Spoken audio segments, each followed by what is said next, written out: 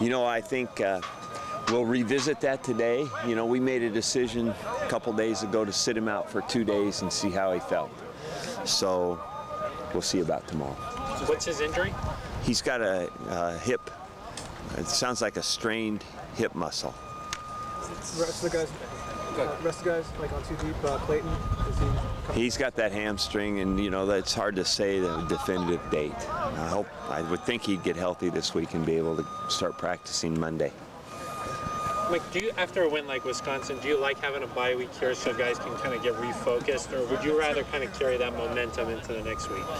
Well, if you have a bye, it's always good to go into it with a win. You feel a lot better because you don't have to wait so long. But more than that right now, it's just that we've hardly played.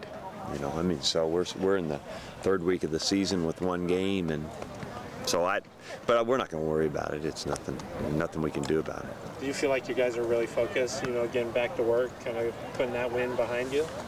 Yeah, I think that this is pretty typical of what we've done. They're a pretty hard-working team. They take pride in what they do, and I expect that they'll do the same as we get ready for the next game. Saw a little work looking at UCLA out there. Obviously, coaches are into this. So I mean, what's I guess they're a good team. They've done well, but I mean, is it now to look at the video? Is there some bigger concerns?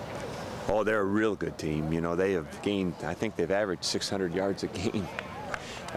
Somebody new is leading the league in offense right now, and it's UCLA.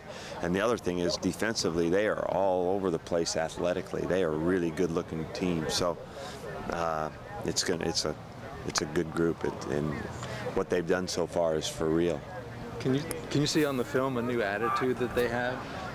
It looks like they're playing with a ton of confidence. They're playing real fast on defense, and offensively, obviously, the production speaks for itself. Yeah. A week after facing Monty Ball, it's not going to get any easier next week, huh? I don't think anything's going to be easy this year. If you look at what happened last weekend in the league, it's going to be, as many people thought, the toughest year in the league competitively ever. Why do you think that is? I know you spoke this morning. You said that the conference is as high as it is. What do you think that is? Oh, I just think you just look around and watch teams growing all over the place, and it's something that's been in the works for a while. It doesn't happen overnight, so it's pretty good. Coach, the defense as a whole, the unit played extremely well Saturday. I know you don't want to single anybody out, but DJ Welch had a hell of a game. What DJ was able to do? Well, I think he's a good, representative of a good defensive effort. I think everybody recognized DJ's play, but it truly was, as we described it as a staff, a very, very total defensive effort in that Wisconsin game. Can he be better than that?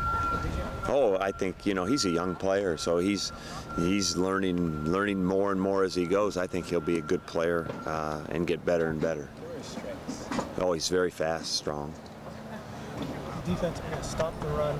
Historically, you guys have done well against those conventional running passing teams. UCLA's a bit different. What are you doing, stopping that and changing your fortunes against those mobile guys and quarterbacks? Well, I think it's going to be more of the same. You've got to make plays in open field. You've got to make one-on-one tackles.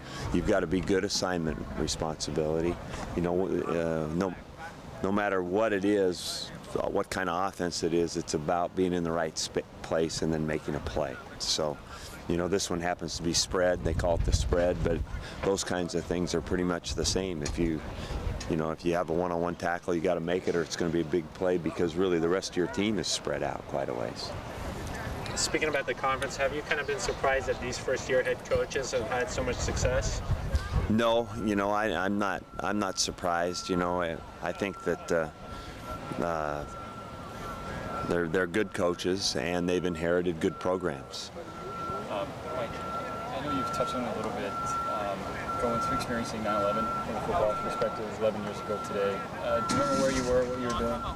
Yeah, I was at the office in San Diego, and had to go basically tell the team. Most of them knew about it, but kind of, what we were going to set up for the next little while as we found out more. I mean, we were just in the initial stages of finding out about it. You know, coaches sometimes say that the biggest jump the team makes is from the first game to the second game. What's your kind of opinion about that? Well, I think it can be, you know, but again, you know, we'll need it against this next team, so I hope that's the truth. You mentioned yesterday how Sean might have missed a couple things after looking at the film and whatnot. Is part of that the offensive line just gave him more protection than he might have been expecting? I mean, you know, and when I said he missed something, he probably had an opportunity to make a throw down the field.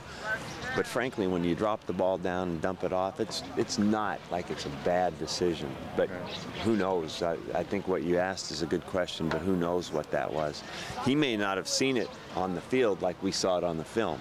You know, there might have been something that blocked his vision, or he couldn't quite, he didn't feel quite comfortable with it. So, but it could very well have been that he didn't know he had the time that he had sometimes. I know it's early, but last one here, just about UCLA's quarterback Hundley. What have you seen from him? Oh, it looks like the perfect fit for what they're doing offensively. You know, he's a good runner, has been productive throwing the ball, and obviously, overall, he's led a really, really productive offense. Just looks like a great fit. All right.